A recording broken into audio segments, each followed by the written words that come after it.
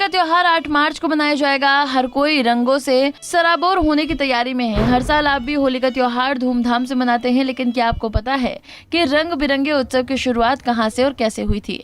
शायद ही 99% लोगों को पता होगा, लेकिन आज हम आपको बताएंगे कि होली की शुरुआत कहां से और कैसे हुई थी।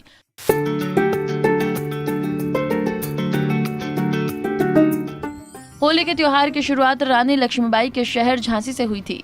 सबसे पहली बार होलिका दहन झांसी के प्राचीन नगर एरच में हुआ था। झांसी में एक ऊंचे पहाड़ पर वो जगह आज भी बाकायदा मौजूद है जहां होलिका दहन हुआ था। इस नगर को भक्त प्रहलाद की नगरी के नाम से जाना जाता है।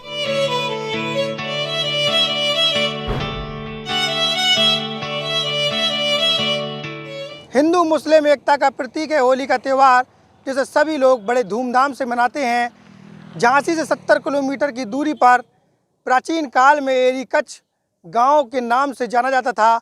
अब इसी को एरच के नाम से जाना जाता है और इसी एरच से होली की शुरुआत हुई थी।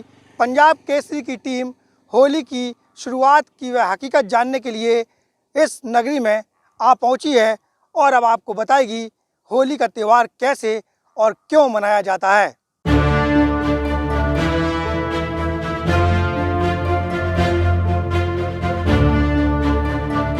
पुराणों के आधार पर होली मनाए जाने के पीछे एक घटना भक्त प्रहलाद से जुड़ी हुई है।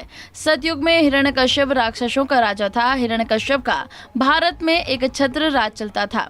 झांसी के एरच को हिरण्यकश्यप ने अपनी राजधानी बनाया था, जो घोर तपस्या के बाद उसे ब्रह्मा जी से अमर होने का वरदान मिल गया। इससे वो अभिमानी हो गया और खुद को देवता मानने लगा और उसने प्रजा को अपनी पूजा करने से मजबूर कर दिया। लेकिन हिरण्यकश्यप की ये बात उसके ही पुत्र भक्त प्रहलाद ने नहीं मानी और उसकी पूजा करने से इनकार कर दिया। लेकिन हिरण्यकश्यप का पुत्र भक्त प्रहलाद भगवान विष्णु की पूजा अर्चना करने लगा। इससे हिरण्यकश्यप क्षुब्ध हो गया। उसने प्रहलाद को मारने का षड्यंत्र रचना शुरू कर दिया। हिरण्यकश्यप ने अपने ही पुत्र भक्त प्रहलाद को मारने की कोशिश की। उससे प्रहलाद को हाथी से कुचलवाया, ऊंचे पहाड़ से बेतवा नदी में धक्का दिया, लेकिन प्रहलाद बच गए। जहाँ प्रहलाद नदी में गिरे वो जगह भी मौजूद है। कहा जाता है कि हिरण्यकश्यप ने भक्त प्रहलाद को जिस जगह बेतवा नदी में फेंका था उस जगह पाताल जैसी गहराई है। आज तक उस जगह की गहराई को कोई नाप नहीं सका।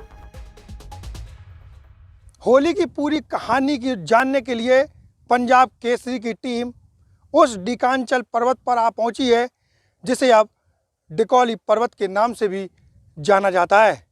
इसी डिकौली पर्वत से हिरण्यकश्यप ने भक्त प्रहलाद को बेतवा नदी में फेंकवा दिया था। पुराणों की माने तो हिरण्यकश्यप एक राजा हुआ करता था और उसका बेटा प्रहलाद जो विष्णु जी का भक्त था। यहाँ पहाड़ पर स्थित नरसिंह भगवान की गुफा में तपस्या करने वाले जागेश्वर महाराज बताते हैं कि कई तपस्या विफल होने के बाद हिरण्यकश्यप ने अपनी बहन होलिका के साथ षड्यंत्र रचा। होलिका हिरण्यकश्यप की बहन थी। उसे वरदान था कि उसे अग्नि नहीं जला सकती। ये भी था कि वो होलिका अकेली अग्नि में प्रवेश करेगी तभी अग्नि उसे नुकसान नहीं पहुंचाएगी। तो वहीं हिरण्यकश्यप ने अपनी बहन होलिका से प्रहलाद को लेकर अग्नि में प्रवेश करने को कहा। वो अपने वरदान के बारे में भूल गई थी कि यदि किसी और के साथ जाएगी तो खुद ही जल जाएगी और हिरण्यकश्यप की बातों में आ गई। फिर क्या था, एरच में गांव डिकौली में बने ऊंचे पहाड़ पर अग्नि जलाई गई। होलिका भक्त प्रहलाद को लेकर इसी अग्नि में प्रवेश कर गई। चूँकि होलिका को वरदान था कि वो अकेली जाएगी तभी बचेगी, फिर भी वो भक्त प्रहलाद को लेकर आग में कूद गई। इससे वो आग में जलकर राख हो गई, जबकि भगवान विष्णु ने भक्त प्रहलाद को अग्नि से बचा लिया। इससे बौखलाए हिरण्यकश्यप ने अपने पुत्र भक्त प्रहलाद को झांसी के एरच में स्थित इसी पहाड़ पर, जहां उसकी बहनें होलिका जली, पर एक अग्नि में तपे हुए खंभे में बांधकर मारना चाहा। खड़क से उस पर प्रहार किया। तभी भगवान विष्णु ने नरसिंह अवतार लिया और हिरण्यकश्यप का वध कर डाला। डिकांचल पर्वत और भक्त प्रहलाद की ये कहानी है कि जब हिरण्यकश्यप ने भक्त प्रहलाद पे जब अत्याचार किया तो इसी गांव में ऊपर पहाड़ पे होलिका जी ने प्रहलाद को जलाने की कोशिश की थी। उसे जो सज़ा दी गई थी, तो भगवान नारायण की कृपा से भक्त प्रहलाद बच गए थे और होलिका जी को अग्नि में भस्म कर दिया था नारायण ने। उसके बाद वो ऊपर स्पॉट है पहाड़ पे, आपने देखा होगा, और यहाँ पे प्रहलाद जी के पद चिन्ह बने हुए हैं नदी में, प्रहलाद दौ के नाम से फेमस है। और यहाँ पे नरसिंह का अवतार भी हुआ है ऊपर पहाड़ पे, उसी स्थान पे हम रहते हैं। हिरण्यकश्यप के मरने से पहले ही होलिका के रूप में बुराई जल गई और अच्छाई के रूप में भक्त प्रहलाद बच गए। उसी दिन से होली को जलाने और भक्त प्रहलाद के बचने की खुशी में अगले दिन रंग गुलाल लगाए जाने की शुरुआत हो गई।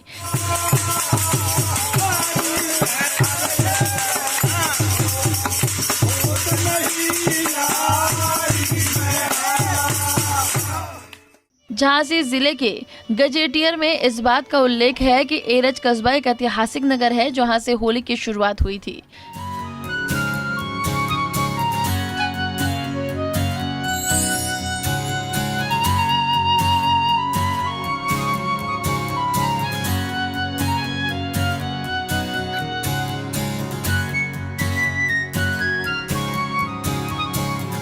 इतिहासकार बताते हैं कि एरज को भक्त प्रहलाद की नगरी के रूप में ही जाना जाता है।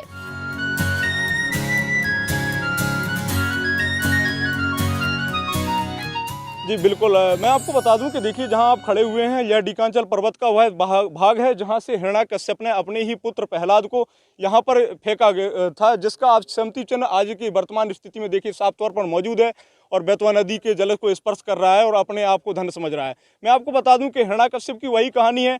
पूर्व में आज से लगभग 43 लाख वर्ष पहले यानी सतयुग काल में हिरण्याकश्यप यहाँ का राजा हुआ करता था और प्राचीन नगर एरज का यह डिकोली भागी है जहाँ से बेतवा नदी मार्ग से ही नावों द्वारा व्यापार किया जाता था। अब आपने पूछा है कि यह इस डीकांचल पर्वत की आखिर में मुख्य रूप से कहानी क्या है, तो मैं आपको बता दूं कि श्रीमद् भागवत पुराण के 9वें से 11वें स्कंद में इसका जो है जिक्र मिलता है, जिसमें डीकांचल पर्वत बाकायदा लिखा हुआ है और बड़े बड़े जो कह सकते हैं हम इतिहासकार हैं उन्होंने भी इस जहाँ का जिक्र किया है। बुंदेलखंड के सबसे प्रसिद्ध इतिहासकार हरिगोविंद कुशवाहा द्वारा भी यहाँ पे जिक्र किया गया।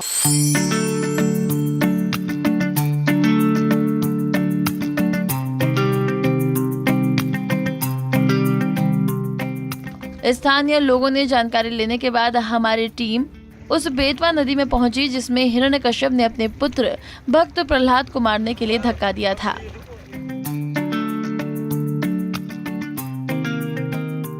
होली की इस पूरी कहानी के अंतिम पड़ाव में पंजाब केसरी की टीम डीकांचल पर्वत के नीचे बेतवा नदी के पास पहुंच गई, जहां भक्त प्रहलाद को उसके पिता हिरण्यकश्यप ने 636 फीट से नीचे फेंक दिया था और भक्त प्रहलाद बेतवा नदी जिसे सागर कहा जाता है, जिसकी थाह कोई नहीं ले सका, उसी बेतवा नदी में भक्त प्रहलाद को फेंक दिया गया था, जिसमें माँ लक्ष्मी ने भक्त प्रहलाद को कमल के जरिए बाहर निकाला था और तब से ही होली त्योहार मनाया जाता है। वीडियो जर्नलिस्ट के साथ मोहम्मद शहजाद, पंजाब केसरी, झांसी। हमसे जुड़े रहने के लिए हमारे YouTube चैनल को सब्सक्राइब करें और नई वीडियो की नोटिफिकेशन के लिए बेल आइकॉन को दबाएं। अगर आप ये वीडियो Facebook पर देख रहे हैं तो लाइक जरूर करें और ज्यादा से ज्यादा शेयर करें। धन्यवाद।